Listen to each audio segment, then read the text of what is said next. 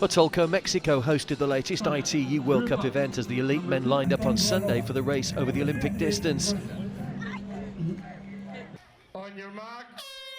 51 started on the beach for the 1500-metre non-wetsuit swim, and there was a long stream of athletes stretched out as they rounded the swim buoy.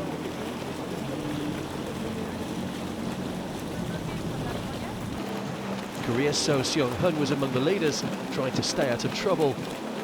It was Austria's Alois Nabel that exited the water first, closely followed by the Korean, as the rest of the field followed suit. In the searing Mexican heat, and adding into the equation the infamous hill climb, this would be a real test. Nabel was first out to tackle the 40k bike leg with Seo on his heels, but on lap 2 there was a two-man breakaway. Jason Wilson from Barbados, one of the strongest cyclists, was joined by Italian Luca Facchinetti as they worked well together.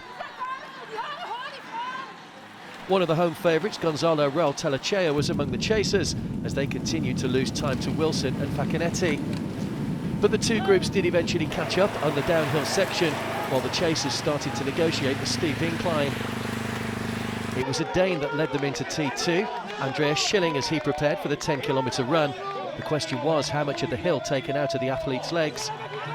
The advantage was now minimal as the lead group set off in the blistering heat. Frenchman Etienne Diemunsch wasted no time in setting the pace and went off on his own on lap 1 and never looked back.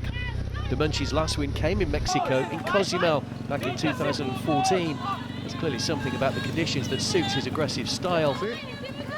Australian Drew Box was leading the charge behind, but they were now over 20 seconds down on the first lap. There was no stopping Diemunsch, who continued to build on his lead, and his gamble to go off early seemed to have paid off. The back markers were now being caught as the chase group ploughed on relentlessly, but were making little inroads into the Frenchman's lead. Jelle Geens from Belgium and Brazil's Danilo Pimentel were also in the group of 4 that had put some distance between themselves and the rest of the field. Diemunsch led the run from start to finish to claim his first win over the Huatulco course at the 4th attempt. The Frenchman slowed in the final stages and won with some 17 seconds to spare. Despite their efforts in the water and on the bike, nothing could separate Box and Geens, and they were involved in a thrilling sprint finish to take silver. It was the Belgian who showed a clean pair of hills to stride down the finishing straight to seal his first World Cup podium.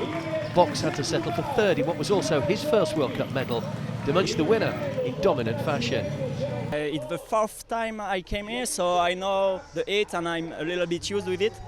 So yeah, I know it's important to not start too fast on the first lap on the run.